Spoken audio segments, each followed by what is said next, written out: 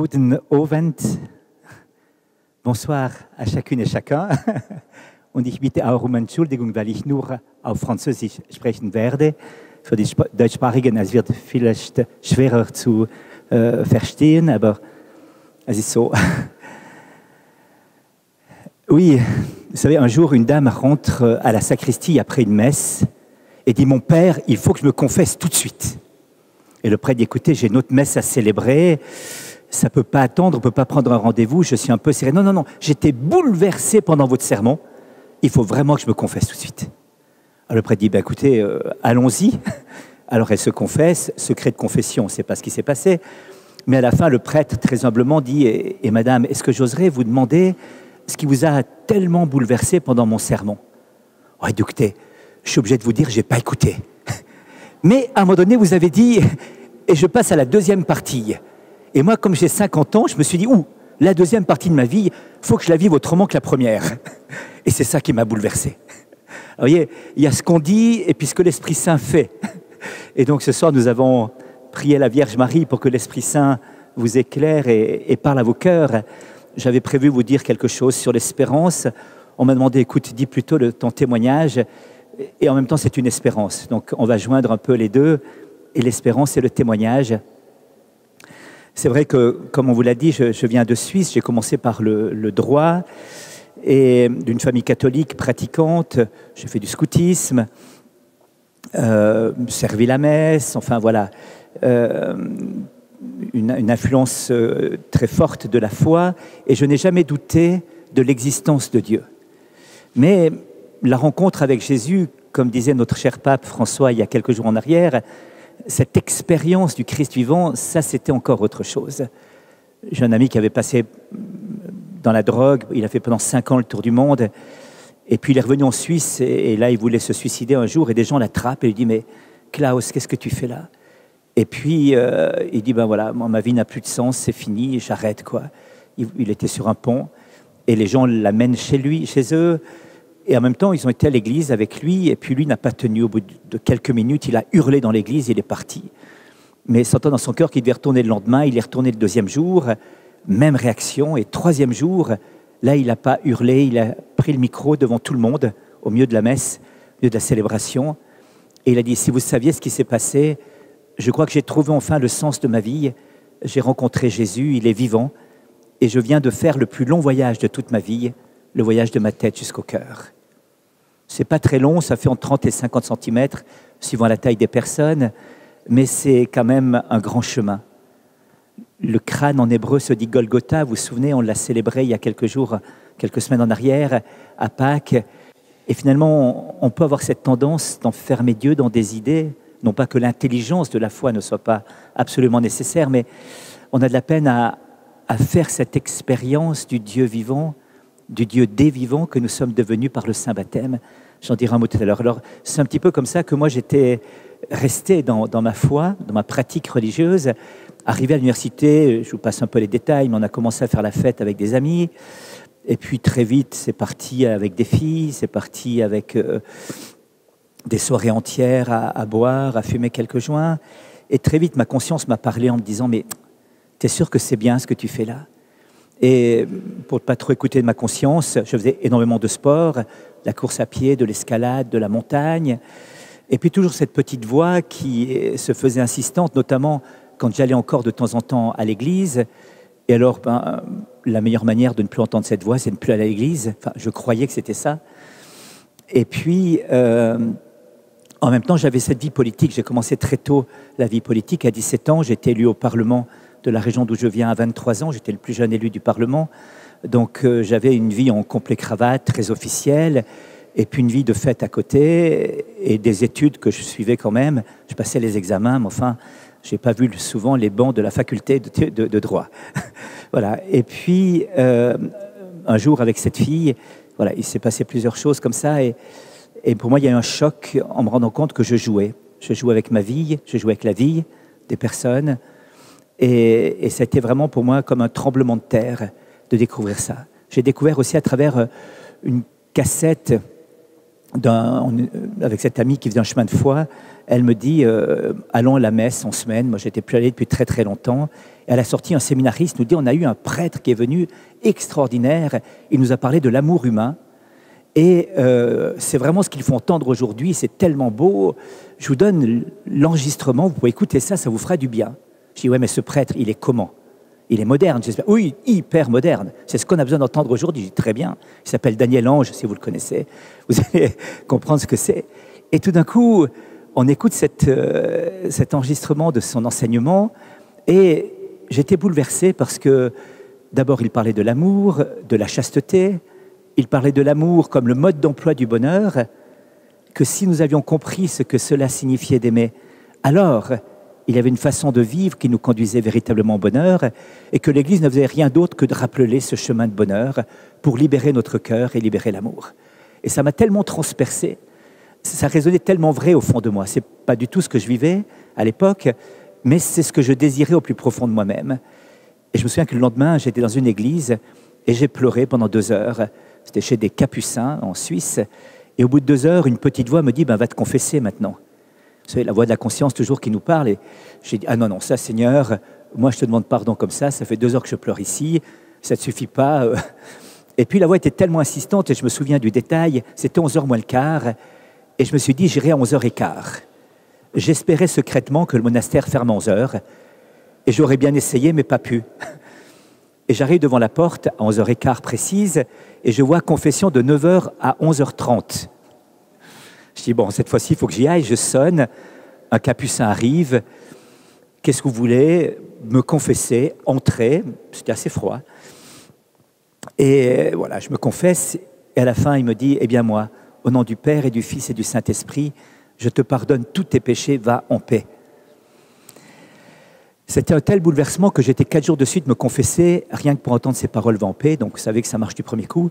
Vous êtes purifiés de vos péchés et réconciliés avec le Seigneur. Mais je vois que ma rencontre avec Jésus s'est faite dans le sacrement de la réconciliation. C'est-à-dire que je fuyais Dieu par le péché dans lequel je vivais, par ces bêtises que je faisais, par cette vie un peu de fête et dissolue.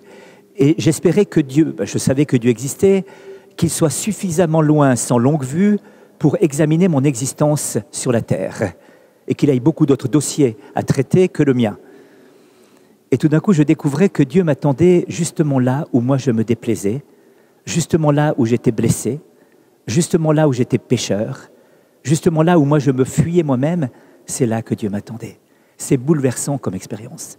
Et je crois que si l'on voulait renouveler l'Église, mais ce n'est pas moi qui l'a dit, c'est Jean-Paul II qui l'a dit, il faudrait mettre partout des confessionnaux et réinstituer partout le sacrement de la réconciliation. D'avoir un Dieu qui vient dans ma misère, d'avoir un Dieu qui vient me rejoindre là où je peine et là où je souffre, là où je ne m'aime pas moi-même, d'avoir un Dieu qui vient me rejoindre là et me dire « moi je te pardonne et je te relève ». C'est la chose la plus bouleversante de l'existence. C'est un jour une fille qui vient me trouver, elle est dans la drogue et tout ça, elle me dit 23 ans, prostitution et tout, elle me dit Nicolas, c'est fini ma vie, elle vaut plus la peine d'être vécue, moi qu'une envie de mourir, c'est l'overdose qui m'intéresse, il n'y a plus que ça. Je dis mais non, il n'y a rien qui est perdu, elle venait de faire un avortement en plus, et je dis il y a une chose qui peut te relever, c'est le pardon de Dieu. Alors je lui explique, je n'étais pas prêtre encore à l'époque, je vais trouver un prêtre, je dis au secours, il faut accueillir cette fille, donc elle se confesse. Et puis après, elle est retombée dans la drogue, enfin, il y a tout un chemin de sortie, elle a fait un sevrage, elle a bien tenu quelques temps, puis elle est retombée. Et il y a quelques années en arrière, je l'ai retrouvée, elle est venue me trouver en me disant « Nicolas, j'ai besoin du truc qu'on avait fait, tu te souviens avec le prêtre l'autre fois, il y a des années en arrière, il n'y a que ça qui pourra me sauver. » Et je dis « Oui, bien sûr, ça s'appelle une confession. » Et elle me dit « Tu sais, plusieurs fois, j'avais dans la seringue la dose qu'il me fallait pour partir, l'overdose. Et chaque fois que j'étais prêt à m'injecter, il y avait le flash, je te pardonne tes péchés. Et la joie que j'avais ressentie à ce moment-là, elle venait dans mon cœur et je jetais loin la seringue. Alors maintenant, je veux repartir à zéro. Voilà, l'expérience du pardon de Dieu, de la miséricorde de Dieu. Ce qui m'a remis tout de suite dans le chemin de l'Église. Je me suis dit, si le pape a raison et si l'Église a raison sur ce qui m'embête le plus, c'est-à-dire la doctrine sexuelle, elle a raison sur tout le reste. Donc maintenant, je suis ce que l'Église m'enseigne. C'est très libérant, vous savez. C'est très libérant, c'est très éclairant et ça fait beaucoup, beaucoup de bien. Voilà, c'était vraiment une expérience bouleversante de la vérité qui nous rend libres, de la vérité qui nous rend libres. C'est quelque chose d'absolument extraordinaire. Et ben voilà, du coup, j'ai continué mes études, enfin, j'ai terminé mes études, j'ai commencé un stage d'avocat et notaire, et dans mon stage d'avocat et notaire, mon maître de stage, le bâtonnier, me dit « Nicolas, il y a un dossier assez important, est-ce que tu pourrais regarder ce dossier ?» Et c'était l'histoire absolument tragique d'un jeune qui avait violé et brûlé 7 enfants. Et j'en dormais plus la nuit. Et puis, je me souviens de cette expérience bouleversante que j'ai faite et terrible en même temps, d'aller le rencontrer en prison. Pour la première fois, quand je suis arrivé en prison, je l'attendais dans la salle d'attente des avocats et les gardiens allaient le chercher. Et il arrive dans la salle d'attente. Je lui ai tendu la main, je savais ce que ses mains avaient fait, je savais. Et ça m'avait empêché de dormir. C'était une violence que j'ai dû me faire pour poser ce geste. Mais le choc que j'ai eu, si vous voulez, le tremblement de terre que j'ai vécu à ce moment-là, c'est que c'était un être humain. Il avait une tête, 2 bras, 2 jambes, un tronc, un être humain. Rien extérieurement ne le distinguait ou ne révélait l'horreur qu'il avait commise. Et tout d'un coup, le choc que j'ai eu, c'était que tout se passait à l'intérieur, que l'extérieur, le look, les apparences, c'était rien du tout. Mais tout se passait à l'intérieur, dans les choix que nous faisions, dans les décisions que nous prenions, dans les oui ou les non que nous disions à la vie, à l'amour, dans les expériences aussi douloureuses qu'on avait pu vivre et qu'on acceptait, qu'on dépassait ou dans lesquelles on s'enfermait. Bref, il y avait cette liberté splendide, merveilleuse. Bernanos disait « Le scandale dans le monde, c'est pas le mal, c'est la liberté ». Quelque part, oui et non. C'est une splendeur, cette liberté qui acquiesce, et quand elle dit oui, il y a des choses extraordinaires qui s'accomplissent. Et puis, quand elle se ferme, alors ça peut être plus noir que noir. Et tout d'un coup, je me suis dit, mais si c'est à l'intérieur, il faut que je commence à me convertir moi-même aussi. Et à l'époque, j'avais un ami qui était en Italie, au Cotolengo, une maison d'accueil de personnes handicapées physiques et mentales. Et je me suis dit, ben, j'irai passer mes vacances de Noël là-bas. Je travaillais à l'époque dans mon stage d'avocat. J'avais la place de député et un secrétariat politique, et j'avais encore un secrétariat politique au niveau du Parlement suisse. Donc j'avais 3 bureaux différents. Je travaillais énormément. Et voilà, donc c'était une vie très très pleine. Et je téléphone à cet ami, je dis, est-ce que je peux venir passer les vacances de Noël chez toi? Il me dit, est-ce que tu as déjà travaillé avec des personnes handicapées? J'ai dit non, jamais. Il me dit, bon, tu sais, certains arrivent là, quand ils voient les personnes, ils ne défont même pas leurs valises, ils repartent tout de suite. Si ça t'arrive, tu ne seras pas le premier. Je pense qu'il avait eu l'écho de ma vie politique et tout ça, donc il a dû se dire, le type, il faut s'en méfier. Voilà. Alors, il avait raison d'ailleurs. Hein. Et donc, je quittais le Parlement suisse. Nous avions eu 3 semaines de session, ça avait été extrêmement, extrêmement chargé. Je parte en Italie et il faut vous dire que sur la route, ma sœur avait sa maison, elle avait eu un enfant que j'avais à peine vu et il avait déjà quelques mois. Et je me dis, je vais aller embrasser mon neveu, dire au revoir à ma sœur, et puis je partirai à Turin, en Italie. J'arrive chez ma sœur et elle est en train de longer mon petit-neveu. Et vous savez, quand on longe un bébé, il y a des effluves qui se dégagent des langes, ça caresse le sens olfactif, et en fait, ça pue, quoi. Et alors, quand j'ai senti l'odeur, je me suis retiré de très loin en arrière, j'ai fait coucou de loin, en disant que ma sœur avait beaucoup de mérite. Vous allez voir pourquoi c'est important après cette expérience.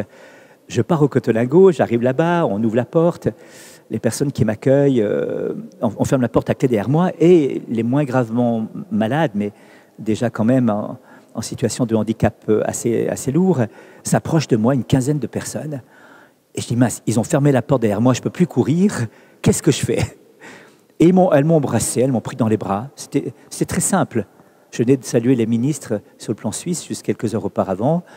Quelque part, c'était même plus simple de saluer un frère handicapé, vous savez. Hein, voilà, c'était tout simple. Et puis le soir, à 10h du soir, le frère me dit, ben, on va aller se coucher. Ah ben, je dis, ben oui, vraiment, j'ai vraiment besoin de sommeil. On commençait à 5h30 le matin. Et il me dit, on va juste voir si les malades dorment bien. Et on va dans un dortoir où étaient les plus gravement atteints, les grabataires. On ouvre la porte. Mon petit-neveu, c'est du gâteau à côté. Sur 20 malades, 18 étaient pleins de la tête aux pieds. Une odeur inimaginable. Et il me dit, on va aller les nettoyer. Et j'ai dit, oui, demain matin. Il me dit, est-ce que toi, tu aimerais dormir dans cet état-là? Je dis, non, pas trop. Il dit, eux non plus, tu sais. Je dis, mais je ne sais pas si toi, tu es fait comme moi, mais moi, les odeurs, j'ai de la peine, tu vois. Alors, je dis, écoute, on pourrait ouvrir la fenêtre, on va se boire un bon café italien, un vrai. On revient dans une demi-heure, ça aura mis un peu d'air frais, et puis là, je veux bien t'aider. Il me dit, écoute, si on fait ça, dans 10 jours, ils sont tous morts d'une bronchopneumonie. Alors là, je rêvais de mon masque à gaz militaire. Vous savez, l'armée, il fallait prendre le masque à gaz. Ça n'avait jamais servi. La seule fois que ça aurait pu servir, c'était là, je ne l'avais pas sous la main. Alors, je suis rentré en apnée, en retenant ma respiration. Après, j'ai quand même dû respirer. Et il m'a expliqué comment il fallait faire. C'est assez simple, je peux vous assurer, ce n'est pas très compliqué. Il m'a dit, tu commences à gauche, moi à droite. Quand on se rejoint, on a terminé. C'était la première parole logique que j'attendais de la soirée. Alors, je commence à gauche, je lève la couverture, je vois ce qu'il y a dessous. Je dis non. Les plus sales, c'est lui, il a 10 ans de boîte. Moi, je suis le nouveau. Je ferai les moins sales, après je dirai. Alors, je vais vers le deuxième, il est aussi sale que le premier. J'ai recommencé vers le premier, je dis, bon, ok, j'y vais. Et ça a pris 2 heures. 2 heures. Et il y a 2 expériences que Dieu m'a fait faire là, bouleversantes. La première, c'est la grâce. La grâce. La puissance de Dieu qui se déploie dans la faiblesse. Dieu qui fait l'impossible. La petite expérience avec mon neveu avant me montrait que c'était au-delà de toutes mes capacités de faire ça. Vraiment, j'étais incapable. Mon dégoût, mon ressenti, c'était impossible. Et Dieu rendait possible l'impossible. Première chose. Deuxième chose que j'ai expérimentée, c'était, il y avait cette parole qui me revenait en permanence. Tout ce que tu as fait au plus petit d'entre les miens, c'est à moi que tu l'as fait. C'est à moi que tu l'as fait. Et derrière ce visage de ces frères malades, grabataires, handicapés, il y avait le visage du Christ qui était là. Ça m'a beaucoup bouleversé, vous savez, cette expérience de ces gens là-bas. Il y avait un jeune Liborio, je me souviens toujours de Liborio. Il était sur un lit, il faisait une sorte de S, il était paralysé, un corps très dur, microcéphale, donc la tête, la boîte crânienne un peu rétrécie. Beaucoup de souffrance quand on le nettoyait, quand on le lavait, mais dès qu'on le caressait, qu'on le prenait, qu'on le serrait comme ça, un sourire qui prenait tout le visage. Et moi, j'allais souvent devant Liborio en disant, il y a vraiment le resplendissement du visage du Christ dans la transparence de cette pauvreté. Et le frère me dit un jour, tu sais, des personnes, des chefs d'entreprise d'un club service, c'était le Rotary ou le Lions, je ne sais plus lequel, avaient financé l'institut, étaient venus là et devant Liborio, un de 3 chefs d'entreprise qui était là dit à ses amis, oh, des gens comme ça, on ne devrait pas laisser vivre. Et le frère entend cette parole. Et il dit, c'est vrai, Liborio, c'est un grand mystère. Et en même temps, c'est un peu le rayon de soleil de cette maison. Alors il caresse Liborio, il lui prend la main, et Liborio se met à gesticuler, les yeux papillonnent, le sourire prend tout le visage, et un des 3 dit à ce moment-là, si un homme comme ça est capable de sourire, alors Dieu existe. Eh bien, quand j'étais là-bas, ça faisait 9 ans que ces 3 chefs d'entreprise, complets, cravate, blouse blanche, tous les samedis matins, venaient raser les malades. Pendant l'été, ils s'arrangeaient pour alterner leurs vacances, de telle sorte que 2 soient toujours présents pour pouvoir raser 9 ans. Le sourire de Liborio a converti ces 3 personnes. Et c'était un jour un prêtre qui disait, Saint-Pierre, après la Pentecôte, sort, il fait un sermon, 3000 conversions. Et moi, 3000 sermons et pas une conversion. Il y a un problème. Voilà. Alors là, le sourire de Liborio, 3 cœurs bouleversés et qui s'impliquent et qui changent leur existence parce que Liborio leur a souri. Et voilà, alors moi, je découvrais ça là-bas et puis, du coup, j'étais plus fatigué du tout. Je suis parti à la chapelle, il y avait l'adoration du Saint-Sacrement qui était là, perpétuelle, dans ce lieu. Et je ne sais pas comment vous le dire, là je suis vraiment démuni avec mes mots, une certitude. J'avais dit à la messe, quand on me disait le corps du Christ, Amen, je l'avais dit une centaine de fois sans doute dans ma vie, et là tout d'un coup, il était là. Il n'avait pas le look, il avait l'apparence d'un bout de pain, et c'était Jésus qui était là, une certitude que c'était lui qui était là. Cette certitude ne m'a jamais quitté depuis. Elle a été confortée par le dogme de l'Église, bien sûr. Mais c'était un jour un ami qui est prêtre aujourd'hui, qui était servant de messe des années en arrière. Il a 70 ans maintenant. Puis il me racontait cette histoire. Tout jeune servant de messe, son vieux curé célébrait la messe avec beaucoup de piété, mais en même temps handicapé. Et après l'élévation à la consécration, avait posé l'hostie sur la patène, le corps du Christ, avait mis les 2 coudes pour faire la génuflexion, et en se relevant, l'hostie était rentrée dans la manche de l'aube, plus d'hostie sur la patène. Le pauvre curé, complètement paniqué, se retourne de la servante de messe et dit « Bon sang, il est où le bon Dieu ?» Et le servant de messe, tout fier de pouvoir répondre à une question du catéchisme « Où est Dieu ?» La réponse est « Au ciel, sur terre et en tout lieu », crie tout fort dans l'église « Au ciel, sur terre et en tout lieu ». Et le curé lui dit « Non, pas celui-là, l'autre ». Alors il savait bien sûr que c'était le même bon Dieu, il n'y en a qu'un, on le sait bien. Mais voyez-vous, le bon Dieu, il est là. Et je vous parlerai après de 2-3 expériences avec le Saint-Sacrement comme ça. Une certitude. Et depuis ce jour-là, je pense, j'avais 25 ans à l'époque, j'en ai un petit peu plus maintenant, plus du double, je crois que je n'ai pas passé une seule journée sans pouvoir adorer le Saint-Sacrement. Voilà. Parce que voilà, c'était une certitude pour moi que la révolution du monde se passait autour de cette présence réelle du Christ. Cette façon avec laquelle le Christ a choisi de demeurer au milieu de nous, dans cette folie d'amour qui, la veille de sa passion, l'a poussé dans une puissance de l'Esprit Saint à dire « Prenez, mangez, c'est ma chair. Prenez, buvez, c'est mon sang. » Voilà. Alors, quand je suis rentré, je vous passe les détails, mais quand je suis rentré du Cotolingo, j'étais voir mon vieux père spirituel qui avait 93 ans. Et je dis, Père, je quitte tout, je vais rentrer au séminaire parce que j'ai vécu une expérience là-bas et je comprends qu'il n'y a plus que ça qui est important. Alors, il m'a regardé très gentiment, avec beaucoup de compassion et puis beaucoup d'intérêt. Je pensais qu'il allait sauter de sa chaise roulante. Il n'a rien fait du tout. Et il m'a dit, c'est très bien, je suis content pour toi. Eh bien, si le bon Dieu a besoin de toi ailleurs, il te sifflera. Et pour l'instant, tu continues ton droit et ta politique en mettant l'amour que Dieu t'a donné de découvrir là-bas au tribunal, dans ton étude et dans les travées du Parlement. Bon, ben merci beaucoup. Et donc, c'est ce que j'ai essayé de le faire. Ce n'était pas facile du tout. Hein. Mais ça change quand même, vous savez, le regard qu'on a sur les personnes, le regard qu'on a. Il y a des fois des paroles qu'on aime lancer comme ça. On l'a sur le bout de la langue. Elle va faire mouche. Et vous dites, et c'est Jésus qui est en face de toi. Tu ne peux pas l'envoyer ça en pleine figure. Voilà, donc ça change pas mal de choses. Mais le coup de sifflet est venu très vite après. Un jour, je reçois le téléphone d'un évêque. Il me dit, Monseigneur Dupré, du Vatican. Je dis, quel est mon ami qui me fait un gag pareil, on n'est pas le 1er avril. Le Saint-Siège est en train d'organiser une conférence écuménique en Corée sur le thème justice, paix, sauvegarde de la création. On nous a donné votre nom, est-ce que vous serez d'accord? Ça vous intéresse?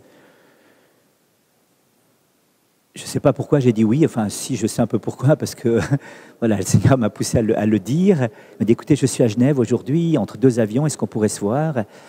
Je dis, écoutez, j'annule mes rendez-vous après-midi, je viens. Alors j'arrive là-bas, il m'explique ce que c'est. Et je dis, oulala, Seigneur, ça c'est vraiment pas mon truc. Alors je dis, écoutez, je suis très heureux que vous ayez pensé à moi. C'est des amis professeurs qui lui avaient donné le nom. Mais voilà, je crois que c'est pas le bon casting. Donc, très heureux de vous rencontrer, très heureux de tout ça, et on va rester là. Il dit, non, votre profil nous intéresse beaucoup, mais je ne suis pas seul à décider. Il y a le cardinal Etchegaray aussi qui doit dire son avis. Il est en Amérique latine, il revient dans 10 jours. Dans 10 jours, je vous appelle. Jusque-là, secret pontifical. Donc, vous dites rien du tout. Alors moi, j'ai dit, c'est génial le secret pontifical, parce que personne ne saura rien. Donc moi, je dis, oui, maintenant, je prie le Seigneur pour qu'il dise non au cardinal, et personne n'aura rien su, et il n'y a rien qui va changer.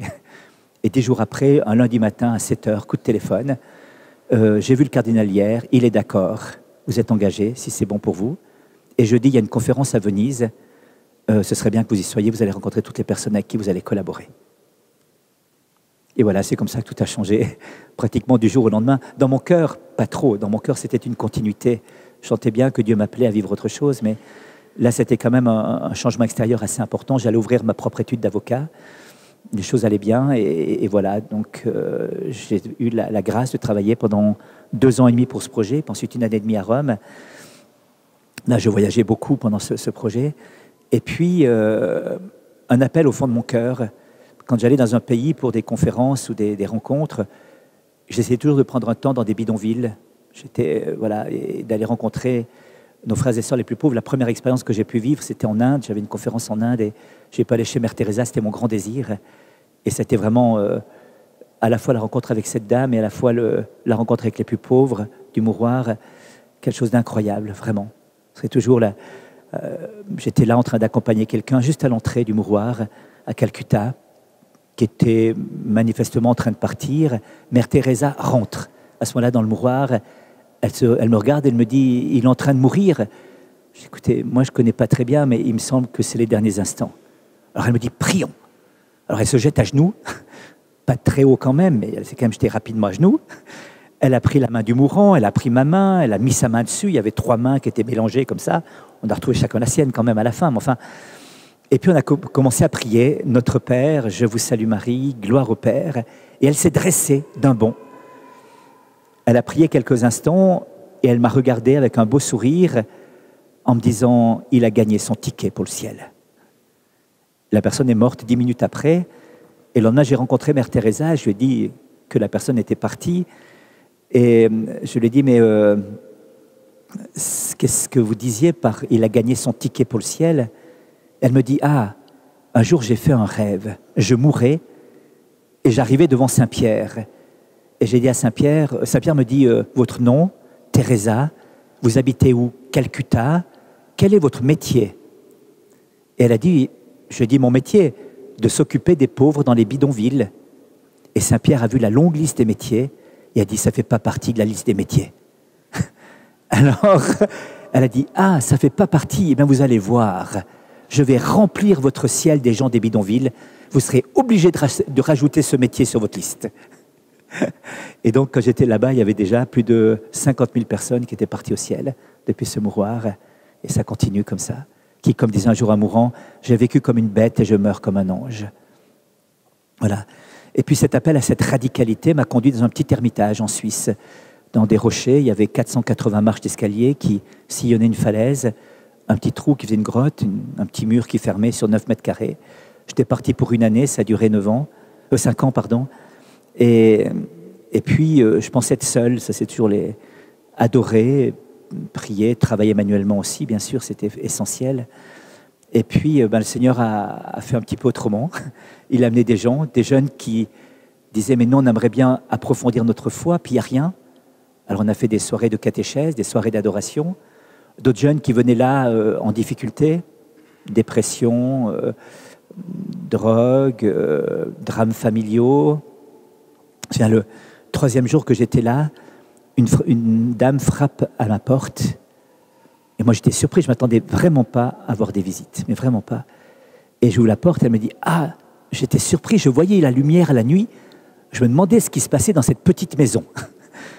Et je peux rentrer. Je dis « Écoutez, oui, asseyez-vous. » Et puis, on discute un petit peu. Elle me dit « Oh, vous savez, j'ai un problème. Mon mari ne paye pas la pension alimentaire. Je n'ai pas de formation professionnelle. Je suis sous-payé. Et mon patron me dit « Si t'es pas contente, tu pars. » J'ai une fille qui est enceinte, qui a 15 ans. Et j'ai mon fils qui a 13 ans qui commence à se droguer. Qu'est-ce que je fais? Je dis « Bon, on va prendre les problèmes les uns à la suite des autres. » Et j'ai recommencé à faire du droit. À aller au prud'homme, à écrire des lettres. Ensuite, je mettais des amis avocats dessus. Mais enfin, les correspondances suffisaient souvent à débloquer les situations. Voilà, et donc, je me suis retrouvé j'étais touché de voir la délicatesse de la Providence et l'humour de la Providence qui, me faisant quitter tout, me ramenait parfois à devoir utiliser ce qu'il m'avait donné d'apprendre pour servir les personnes qui venaient là. Et c'est là qu'est née une petite communauté qui s'appelle le Charistein, justement, centrée sur l'Eucharistie, avec un mode de vie franciscain et avec l'accueil de personnes qui ont vécu des difficultés comme ça. Et ce que je remarque, et ce qu'on peut vraiment vivre, c'est que finalement la guérison, vous savez, elle vient dans la rencontre avec Jésus-Christ. Je crois que nous avons un trésor, et j'en viens maintenant au thème de cette soirée, l'espérance. L'espérance, oui, une espérance folle, invincible. Peggy parlait de la petite fille Espérance qui marchait entre les 2 grandes, la foi et la charité. Mais en fait, c'était la petite Espérance qui faisait marcher les 2 grands. C'est elle, comme la petite fille au milieu, qui faisait marcher ses parents, si j'ose dire. Voyez-vous, et ce que j'ai pu découvrir à travers ça, c'est que derrière tous ces drames, derrière toutes ces questions, c'est toujours ce cœur de l'homme qui est fait pour Dieu et qui est sans repos tant qu'il n'a pas rencontré Dieu. Alors on remplit par 1000 choses, par 1000 substances, par 1000 activités. Mais il y a cette expérience fondamentale qu'il faut faire. C'est un jour, dans mon ermitage encore, je vois arriver au sommet des escaliers une fille.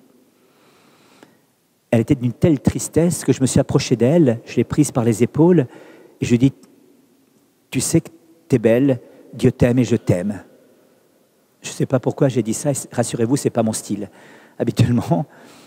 Mais ce qu'elle m'a dit par la suite, c'est qu'en psychothérapie systémique familiale, son père lui avait dit quelques semaines auparavant, tu peux crever, j'en ai rien à faire. Et elle l'a pris en pleine figure et je ne pense pas que son père c'était par méchanceté. Je vous raconterai la suite de l'histoire, vous verrez la bonté de Dieu. Je ne crois pas que c'est ça, mais enfin bref, il n'en pouvait plus, il ne savait plus comment gérer la situation, que c'est sorti comme ça.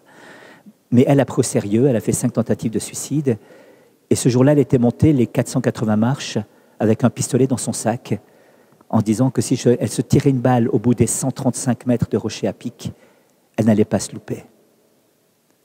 Je ne savais rien de tout ça, elle m'a dit par la suite. La seule chose qu'elle m'a dit ce jour-là, c'est qu'elle ne croyait pas en Jésus. Elle est revenue, on a passé 2-3 heures ensemble, elle disait presque rien. Le lendemain, elle est revenue. 3e jour, elle est revenue. Et là, je lui ai dit, écoute, t'es trop brisé, quoi. T'as trop de souffrance. Il n'y a qu'une seule chose qui peut te sauver, c'est de te laisser regarder par Jésus. Elle dit, mais j'y crois pas. Je t'ai dit que j'y croyais pas. Je dis, ça fait rien, lui, il croit en toi. Elle dit, mais ça veut dire quoi, se laisser regarder par Jésus? Je dis, moi, je passe des nuits de prière à la chapelle. Il y a un truc doré, au milieu, il y a quelque chose de rond blanc. Ça, c'est Jésus.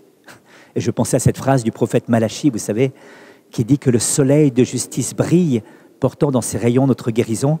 Alors, je voyais le soleil de justice, et je lui ai dit, on est en été, tout le monde va partir sur les plages, se bronzer, recto, verso, pile, face, les doigts de pied en éventail pour que ça bronze entre deux. Ce qui n'est pas un mal en soi, mais parfois, on rentre le cœur un peu pâle de ces vacances à la plage. Et là, dans les creux du rocher, la nuit, devant ce soleil de justice, pas de risque de coup de soleil, mais peut-être cette guérison. Alors, je lui explique ça. À ce moment-là, elle part au pas de course. Et là, je m'en veux en disant, j'étais peut-être un peu dur. Elle revient 1 heure après, elle me dit, OK pour ton histoire, mais j'aimerais passer 9 nuits. Je dis, commençons par une nuit. Alors, le soir, elle arrive de 10h du soir à 6h du matin. Elle est là, les yeux plantés devant le Saint-Sacrement. Moi, j'avais la tête qui tombait comme ça à côté, je roupillais. De temps en temps, elle, rien du tout, fixée. À 6h du matin, je lui dis, ça a été? Elle me dit, oui. Je dis, écoute, reviens une autre fois si tu veux. Oui, ce soir. Je dis, non, pas toutes les nuits. On fait 1 nuit sur 2, mais pas toutes les nuits. Elle est revenue 9 nuits. Elle ne pouvait pas parler encore, mais elle m'a écrit un mot. Nicolas, je suis tombé si bas, qu'au fond du gouffre, je me suis cassé le nez sur Jésus. Et comme un trampoline, il m'a renvoyé à la lumière. Je me trouvais moche, nul et conne. Et j'ai compris pendant ces nuits que ce qui importait, c'est pas ce que je pensais de moi-même, c'est pas ce que mon père pensait de moi, c'est pas ce que les autres pensaient de moi, c'est ce que Jésus pensait de moi.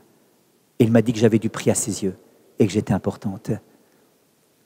Et elle a fait sa confirmation 6 mois plus tard. Elle a terminé son bac, elle a fait des études de lettres. Par la suite, elle est mariée, elle a 2 enfants aujourd'hui. Et le miracle, alors, la chose bouleversante, il y a 1 année en arrière, ça fait des années en arrière ça, 1 année en arrière, je célébrais la messe à 7h du matin dans notre petite chapelle et je vois un homme au fond de la chapelle. Et je dis, mais ce visage me rappelle quelque chose. Et je ne savais pas où le situer. Et à la fin de la messe, il vient me saluer et il me dit, vous vous souvenez de moi? Et puis je dis, écoutez, oui, le visage me dit quelque chose, mais je ne sais plus où on s'est rencontrés. Mais ça doit faire longtemps. Il dit, oui, ça fait longtemps. Et il me dit, je suis le papa de cette fille. Et je dis, mais c'est incroyable. Quelle joie de voir, oui, j'ai aussi fait mon chemin. Et je suis venu à la messe ici ce matin parce que justement, je vais garder les enfants de ma fille. Elle travaille aujourd'hui. Donc, je vais chez elle garder les enfants aujourd'hui. Alors voilà, je suis venu à la messe avant de partir. Je serais tellement touchant, la délicatesse de Dieu, voyez. Et ça, c'est l'espérance, voyez-vous. Dès l'instant où on se met entre les mains de Dieu, dès l'instant où on laisse Dieu agir dans une existence, il n'y a rien de perdu. Il n'y a rien de perdu. La puissance de la grâce agissant dans ma faiblesse, dit saint Paul, est capable de faire en nous bien au-delà, infiniment au-delà de tout ce qu'on peut demander ou envisager. Voilà, et je crois que c'est ça le cœur de cette expérience qui nous est demandé de vivre, voyez-vous, et de découvrir finalement ce que Dieu veut faire en nous, ce que Dieu veut opérer en nous. Il y a une chose qui me frappe beaucoup, voyez-vous, quand on lit l'Écriture sainte, c'est cette scène un peu bouleversante d'Abraham et de son fils Isaac qui montent sur le mont Moria, et le fils qui est plus un gamin, la tradition juive nous dit même qu'il avait près d'une trentaine d'années, qui dit, mais papa, on a le feu, on a le bois, et l'agneau du sacrifice, il est où? Et la traduction habituellement nous dit, mais Dieu pourvoira, dit Abraham. Le texte hébreu dit, mon fils, Dieu voit l'agneau. Il a le radar GPS fixé sur l'agneau. C'est un présent, il a en permanence l'agneau sous les yeux. Quel est cet agneau que le Père a en permanence sous les yeux? Ben, c'est son fils, bien sûr. Hein, voyez. Mais vous connaissez la suite de l'histoire, un bélier qui se prend la tête dans un buisson d'épines et il sera sacrifié. C'est toujours d'ailleurs dans les buissons d'épines qu'on rencontre le bon Dieu, vous savez. C'est assez impressionnant.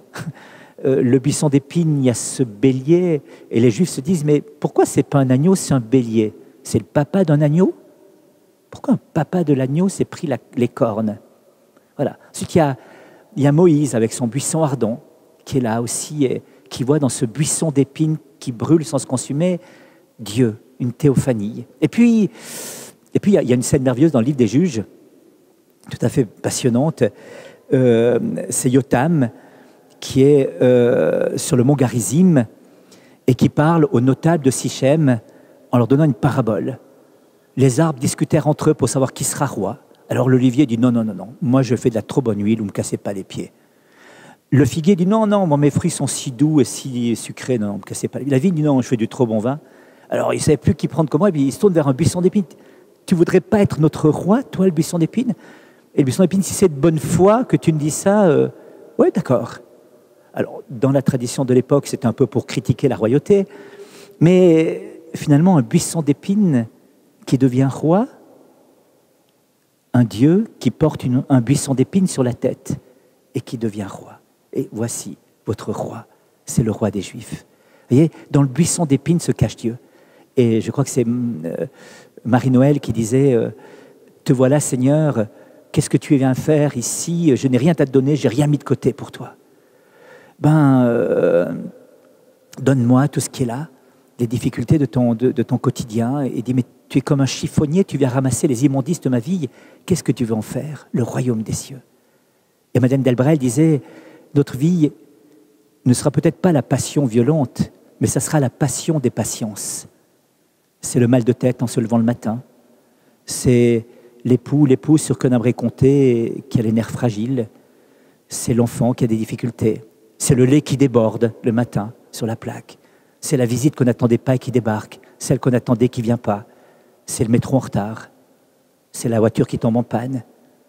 Cette passion des patiences qui a l'art de nous épuiser, pour sa gloire, disait-elle, sans la nôtre, et qui sont nos épines au quotidien, dans laquelle Dieu se cache et que l'on peut découvrir.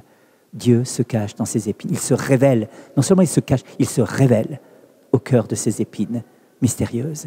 Et quand on a découvert cette présence de Dieu, ce « je t'aime » de Dieu, disait Simone Weil, la philosophe, au cœur même des difficultés, alors il y a quelque chose d'inébranlable qui s'enracine en nous, voyez-vous. Mais la réponse quand même va venir à cette question « Papa, où est l'agneau du sacrifice? Quel est celui qui prendra ma place ?» Cette réponse arrive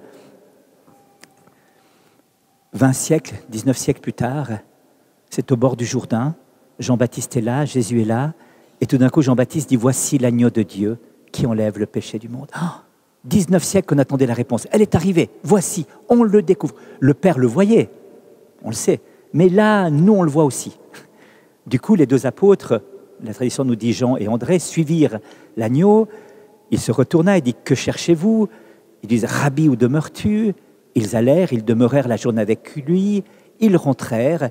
Et Saint Jean nous rapporte un petit détail qui paraît sans importance. Il était vers la 10e heure. On se dit, mais qu'est-ce qu'on en a à faire de la 10e heure? L'important, c'est qu'est-ce qui s'est passé? Qu'avez-vous vécu cette journée avec lui? Qu'est-ce qui vous a bouleversé? Rien, pas un mot, si ce n'est ce petit détail qui, 20 siècles plus tard, nous paraît finalement assez insignifiant. Sauf que peut-être c'est la clé d'interprétation du texte, voyez-vous. Parce que les heures reviennent à la passion de Jésus. À la 6e heure, une grande ténèbre se fit sur toute la terre. À la 9e heure, Jésus, donc à 3 heures de l'après-midi, vers la 10e heure, c'est vers 4 heures, à 9 heures, vers la 9e heure, à 3 heures, Jésus poussa un grand cri et remit l'esprit. Et avant que les premières lumières du Shabbat ne soient allumées, le soir tombait vers 5h30 à cette période à Jérusalem. Donc on allumait les lumières du Shabbat vers cette heure-là. Avant que ces lumières ne s'allument, il fallait descendre les corps. Et comme Jésus était déjà mort, un centurion lui transperça le cœur. Et on peut situer ce moment vers la 10e heure. La tradition juive nous dit que à la 9e heure de sa vie, Adam reçut la loi. À la 10e heure, il fit la transgression de la loi. La 10e heure, dans la tradition juive, elle était très importante. Transcrire la loi, pardon, pas transcrire, transgresser la loi, dépasser la loi, et puis recevoir peut-être une loi nouvelle à la même heure, à la 10e heure. Et alors, qu'est-ce qui se passe à cette 10e heure? Eh bien, Jésus, quelques jours auparavant, nous avait avertis. C'était le jour de la fête des tentes, la fête de Sukkot en hébreu. C'est une fête très importante qui rappelait le séjour du peuple juif dans le désert. Et il y avait, donc on logeait sous des tentes, soit sur les toits des maisons, soit en dehors des villages. Et le dernier jour, c'était la fête des fêtes. Le grand prêtre descendait du temple de Jérusalem jusqu'à la fontaine de Siloé, la seule fontaine d'eau jaillissante de Jérusalem à l'époque. Il allait chercher l'eau qu'il ramenait au temple, qu'il versait sur l'autel, sous les acclamations. Il y avait peut-être 300 000 personnes à Jérusalem qui étaient là. On avait illuminé toutes les maisons de torches, de chandelles. On chantait le grand Hallel, on chantait Hoshiana, Hosanna, loué soit le Seigneur. Et c'est à ce moment-là que Jésus se met à crier en disant « Si quelqu'un a soif, qu'il vienne à moi, car il est écrit de son sein jailliront des fleuves d'eau vive. » Il parlait de l'Esprit Saint qui jaillirait de son côté au moment de sa glorification. Les rabbins, la tradition du Talmud nous dit que qui n'a pas vu la joie de la fête de l'eau qui clôt la fête des tentes ne peut pas savoir ce que c'est que la joie. Vous ne saurez jamais ce que c'est la joie si vous n'avez pas vu ça. Et il y avait même un commandement de joie. Vous devez être joyeux.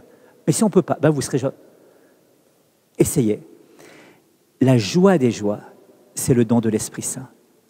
Et donc, Saint Jean va situer la Pentecôte à ce moment-là, voyez-vous, au moment où le cœur est transpercé, à la 10e heure, là où Adam avait transgressé la loi, avait perdu l'intimité avec le Père, ne pouvait plus appeler Dieu Père, dans ce cri bouleversant du Père. Vous savez, au jardin, le Père dit « Mais Adam, où es-tu » Il faut réfléchir 2 minutes. La question, ce n'est pas « Où es-tu géographiquement ?» Parce que Dieu voyait à travers les baobabs ou les arbres, voyez. La question, c'est « Où te situes-tu désormais par rapport à moi ?» Tu as rompu cette relation avec moi. Tu as quitté notre intimité. Où en es-tu? Adam, où es-tu? Et le premier cri, avant que Jésus ne pousse ce cri sur la croix, « Mon Dieu, pourquoi m'as-tu abandonné ?» Le premier cri, c'est « Mon fils, pourquoi m'as-tu abandonné ?» Le cri du Père au jardin.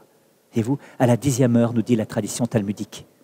Ah, mais à la 10e heure, Dieu vient nous rejoindre. Vers la 10e heure, l'Esprit Saint est donné. Et nous pouvons désormais crier « Abba Père ». Ça, c'est la Pentecôte chez Saint Jean. Elle est située là, dans le don de l'Esprit Saint, qui nous redonne un cœur filial. À tel point que dans l'évangile de Saint Jean, dans les lettres de Saint Jean, le mot « Père » revient 109 fois. Il revient 170 fois dans le Nouveau Testament, quinzaine de fois chez Saint Marc, et plus on avance dans l'Église primitive, en aboutissant chez Saint Jean, c'est la grande révélation du visage du Père, l'Esprit Saint. L'Esprit Saint qui veut faire de nous des enfants de Dieu. Un jour, un vicaire général, c'est pas ici, je le regarde, c'est en Suisse, vient dans une classe et il n'avait pas un charisme très poussé pour parler aux enfants. Et alors, tout le monde était un petit peu gêné en disant comment va se passer la rencontre. Il visitait les enfants avant la confirmation. Et il y avait un jeune garçon, Jérémie, qui est un petit peu la tête un peu forte de l'école, qui est au premier rang habituellement. Et là, on l'a mis au dernier rang pour qu'il ne dérange pas trop le vicaire général et qu'il ne fasse pas trop d'interventions intempestives. Et le vicaire général arrive et dit « Mes chers enfants, j'ai une question à vous poser. » Alors les enfants le regardent et il dit « Que fait l'Esprit Saint dans l'âme des justes ?» Question très facile, bien sûr, théologique. Tous les enfants baissent la tête, sauf Jérémie, qui regarde droit dans les yeux. Alors, je répète ma question. Que fait l'Esprit Saint dans l'âme des justes? Les enfants baissent encore plus bas la tête. Jérémie lève plus haut la tête. Et le gardien dit, toi, tu t'appelles comment? Jérémie. Tu peux répondre à la question, que fait l'Esprit Saint dans l'âme des justes? Et avec son bon accent suisse, il dit « Monsieur le curé, l'Esprit Saint, il fait ce qu'il peut. » Ce qui n'était pas faux du tout d'ailleurs. On sait très bien ce qu'il veut faire, mais il y a notre résistance, il y a notre ego, il y a notre moi, il y a le vieil homme qui résiste à cette œuvre de l'Esprit Saint, qui aimerait tellement faire plus et qui finalement ne peut pas nous transfigurer complètement comme il voudrait. Vraiment nous redonner la splendeur de notre dignité d'enfant de Dieu. On raconte qu'un jour, un peintre vient trouver le pape Léon XIII. Il dit « Saint-Père, est-ce que je pourrais faire votre portrait ?» Et le pape, avec beaucoup d'amabilité, accepte. Et quand le peintre revient avec le portrait, le tableau, manifestement, il y avait beaucoup de bonne volonté, pas beaucoup de talent. Du coup, c'est vraiment pas très ressemblant. Et le pape Léon XIII, et le portrait existe dans la galerie du Vatican d'ailleurs, il dit « Écoutez, est-ce qu'on pourrait peut-être juste rajouter une citation biblique sur le portrait ?» Alors il dit « Saint-Père, mais très volontiers, dites-moi toutes les modifications que vous voulez, je les ferai. » Il dit « Non, juste la référence, marqué Jean 6, 20. Non, mais toute la phrase, non, juste la référence. Ceux qui liront comprendront. » Alors, quand on prend Jean 6, 20, c'est les apôtres qui sont sur le lac de Tibériade, la tempête est là, Jésus s'approche en marchant sur les eaux, ils le prennent pour un fantôme, et Jean 6, 20, c'est Jésus qui dit « N'ayez pas peur, c'est moi. » Alors, je me dis que des fois, on devrait marquer Jean 6, 20 sur notre front, vous savez, le matin avant le café, c'est un moment, peut-être pas ici au Luxembourg, mais enfin, chez moi, c'est Jean 6, 20. N'aie pas peur, c'est quand même moi, l'enfant de Dieu qui essaye de naître derrière tout ça. Ça, c'est la Pentecôte, ça, c'est l'espérance, ça, c'est le grand don qui nous est fait, voyez-vous. Elle est sobre, cette Pentecôte de Jean. Les signes et les prodiges que nous rapporte Luc dans les Actes des Apôtres sont assez fascinants, mais elle ne peut que suivre ce don de l'Esprit Saint qui fait de nous des enfants de Dieu et qui le fait au baptême. C'est au baptême que nous devenons enfants de Dieu, c'est au baptême que nous sommes véritablement temple de l'Esprit Saint, temple de la Trinité, et que cette grande révolution s'opère, qu'il s'agira de déployer ensuite dans notre existence de chaque jour pour nous transformer complètement. Alors, c'était marqué sur les affiches, et c'est avec ça que j'aimerais conclure. En quoi cette dignité d'enfant de Dieu va-t-elle être une cause d'espérance bouleversante? Eh bien, voyez-vous, saint Thomas d'Aquin nous dit une chose assez intéressante. Il nous dit que l'espérance est confrontée à deux péchés. Le premier péché contre la vertu d'espérance, c'est le désespoir. Et le deuxième péché, c'est la présomption. On peut dire que depuis le XVIIIe siècle, notre Occident, post-chrétien, post-moderne, enfin tous les postes que vous voulez, post-humain, enfin tout ce que vous voulez, enfin post. L'Occident a été marqué par une idéologie qui était la caricature de l'espérance chrétienne, qui était l'idéologie du progrès. Avec cette idée qui va naître au XVIIIe siècle, avec plusieurs auteurs, Kant en fera partie, mais Condorcet, Turgot et tant d'autres personnes, vont développer l'idée que le monde est en progrès permanent du bien vers le mieux, et il continuera à l'être de manière inéluctable. Et donc il y a une sorte de sécularisation de l'eschatologie chrétienne et de l'espérance chrétienne. On va remplacer, ce que dit Elkanah Ratzinger, l'espérance par l'optimisme. Et donc ça ne peut qu'aller mieux demain. Kant lui-même avait dit, est-ce que ça ne rassemblerait pas un patient atteint d'un mal incurable qui s'inquiète de son état de santé et voyant le médecin dire au docteur, mais docteur, comment je vais? Rassurez-vous, rassurez-vous, ça ira mieux demain. Et le malade meurt d'aller mieux. Et on a un petit peu cette idée-là d'un optimisme, ça ne peut qu'aller mieux demain. Au XVIIIe siècle, on pouvait le comprendre sur ce développement des sciences, les espoirs fous que donnaient ces développements techniques après le XXe siècle, ce siècle de sang, ce siècle qui doit être le triomphe de l'humanisme et qui a vu 321 millions de morts massacrés par l'être humain. Durant le même siècle, il y a eu 600 000 victimes des catastrophes naturelles, mais 321 millions de personnes assassinées par leurs frères en humanité. Le siècle de l'humanisme. On ne peut plus dire la même chose. C'est ce que relevait le pape Benoît XVI dans Spe Salvi, son encyclique sur l'espérance.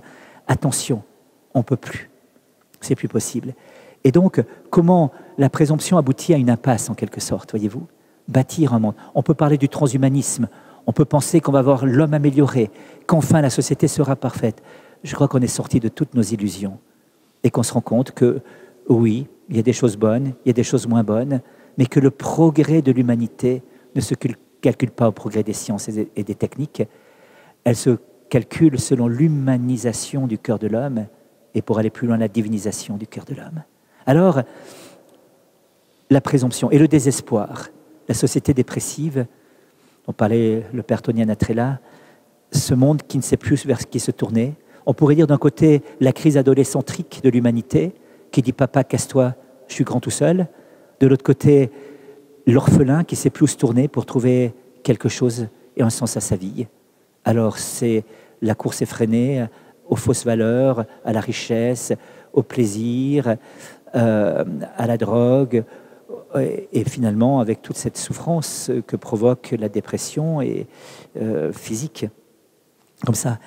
Et pourquoi je vous dis ça? Parce que saint Thomas d'Aquin dit « L'espérance se dresse comme antidote à la présomption au désespoir, et le langage de l'espérance, c'est notre Père qui es aux cieux, que ton nom soit sanctifié, que ton règne vienne. Abba, Père ». C'est le cri de l'enfant. L'antidote à la dépression, au désespoir et à la présomption, c'est l'espérance dans le langage et Abba, Père.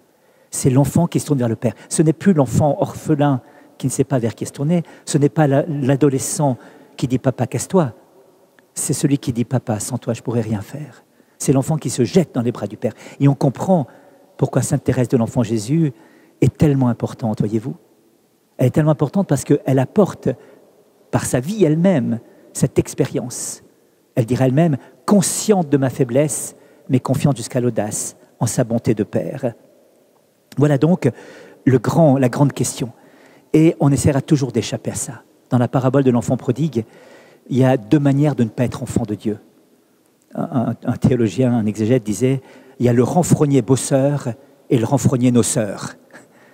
Le renfrogné bosseur, c'est le fils aîné qui travaille à la maison du père. Il se considère comme un doulos en grec, comme un esclave de dernière catégorie, qui n'a même pas de dignité humaine. Et puis il y a le jeune cadet qui se casse la maison, qui grille et qui ensuite veut revenir comme un mercenaire, un journalier on dirait. Aucun ne se reconnaisse comme enfant, parce qu'aucun n'appelle Dieu Père. Personne ne se tourne. Renfrogné bosseur, renfrogné dosseur, deux manières d'échapper. Il est vrai qu'être bosseur est plus noble moralement que d'être noceur. Je veux bien. Mais ce qui est plus grave, c'est d'être renfrogné, d'être triste, de ne pas avoir découvert le visage du Père.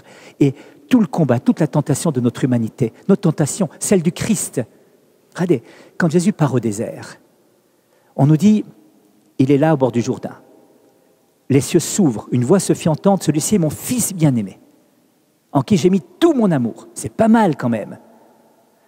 Poussé par l'Esprit Saint, il partit pour un voyage de 15 jours aux Maldives, aux Seychelles. Non, il partit dans le désert pour castagner contre le malin. Il y a un point commun entre les Maldives et le désert, c'est le sable. Mais ce n'est pas tout à fait la même chose. Et la tentation, c'est, mais qui est ce père qui envoie son fils au combat? Et la tentation fondamentale, c'est, est-ce que tu peux compter sur ton père? Est-ce que tu crois que ton père assume? C'est ça la tentation fondamentale que Satan, depuis l'origine, va dresser à l'humanité. Est-ce que ton père assume? Est-ce que tu es vraiment enfant de Dieu? Alors c'est ça qu'il va falloir découvrir. Dans un incendie, un jour, il y avait une fille aveugle au 2e étage d'un immeuble. Les pompiers qui lui criaient « Saute, saute !» Ils avaient mis le tapis gonflable, vous savez, dessous. Et la fille ne sautait pas, mais les flammes envahissaient le bâtiment. On a fait venir les parents et le père arrive et voit sa fille en haut et dit « Marie, saute !» 15 secondes après, la fille saute. La voix du Père, la confiance du Père. Eh bien, c'est ça, voyez-vous, l'antidote, ça va être ça. Et on ne peut pas avoir un père sans être frères les uns des autres. Le premier nom de la communauté chrétienne, c'était Adelphotes en grec. C'est un nom qui a été inventé de toutes pièces par Saint Pierre, repris par Saint Paul après. Ça veut dire la fraternité. Ce n'est pas tant l'amitié qui nous unit, nous, les uns les autres, c'est la fraternité. Parce que nous avons un même Père, nous sommes frères et sœurs les uns des autres. C'est un mode de relation unique. Mais désormais, nous sommes appelés à reconnaître aussi Jésus sous le visage de l'autre, à reconnaître Jésus dans le visage de l'autre. Voilà. Et puis, et je terminerai avec ça, avec Marie. Bien sûr, on ne peut pas se passer de Marie. C'est sûr, puisqu'elle est là. Vous savez, il y a différentes manières de se rapprocher d'elle. Un jour, un enfant avait dit à son papa, « Papa, j'aimerais un mountain bike pour Noël. » Puis son père a dit, « Écris une petite lettre pour justifier pourquoi tu mériterais un mountain bike. » Alors il commence, « Puisque j'ai toujours fait mes devoirs quand maman me demandait. Puisque j'ai toujours rangé ma chambre quand maman me demandait. Puisque j'ai toujours prêté mon gros camion rouge à mon petit frère. Puisque j'ai jamais tapé sur ma petite sœur. Puisque j'ai jamais désobéi et j'ai toujours rangé la table. » Il a dit, « Non, ça fait trop de mensonges quand même. » Alors il prend le papier, il déchire le papier, il jette à la poubelle, puis il recommence. Mon cher Jésus, je te promets pour l'année prochaine d'obéir tout de suite quand maman me demande d'aller ranger ma chambre, de prêter mon gros camion rouge à mon petit frère qu'il casse chaque fois, de ne plus taper sur ma petite sœur, de ranger la table quand maman me le demande. Puis non, ça fait trop. Alors il prend le papier, il jette à la poubelle, il prend son manteau, il court à l'église, il rentre dans l'église, il n'y avait personne, il voit une petite statue de Marie dans un coin, il prend la statue de Marie, il la met sous son manteau, il la cache, il court à la maison, il rentre à la maison, il ferme la porte à clé de sa chambre, il soulève le matelas, il met Marie dessous, il arrange le couvre-lit, il se met à son bureau et dit « Mon cher Jésus, si un jour tu désires revoir ta mère,